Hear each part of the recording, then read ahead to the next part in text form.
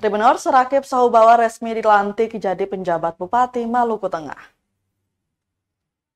Sah, Rakib Sahubawa resmi menjabat sebagai penjabat Bupati Maluku Tengah.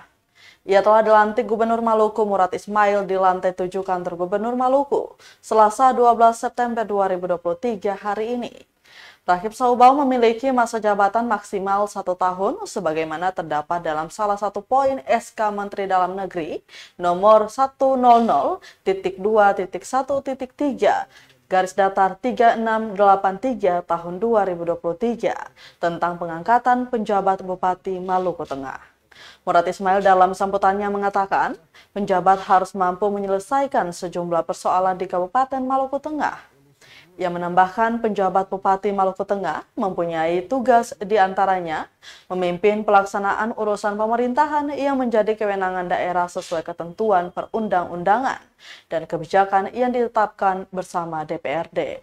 Kemudian harus memelihara ketentraman dan ketertiban masyarakat, meminta persetujuan Mendagri untuk Perda dan Perkada kecuali Perda APBD dan Perkada penjabaran APBD.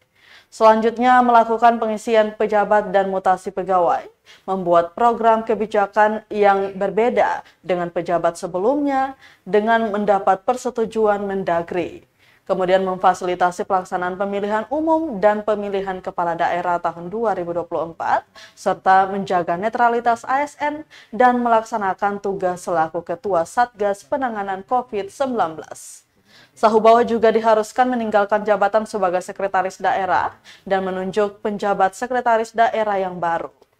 Hadir saat acara tersebut seluruh unsur Forum Komunikasi Pimpinan Daerah atau Forkopimda, baik Provinsi Maluku maupun Kabupaten Maluku Tengah.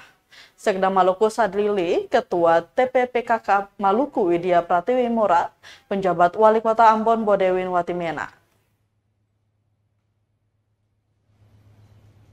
Kemiskinan ekstrim, memudahkan investasi, belanja APBD bagi produk dalam negeri, serta menjaga stabilitas politik dan keamanan menuju pemilu dan pilkada tahun 2024 harus menjadi prioritas kerja saudara di daerah. Rasa tanggung jawab, santun, dan melayani. Terima kasih sudah nonton. Jangan lupa like, subscribe, dan share ya.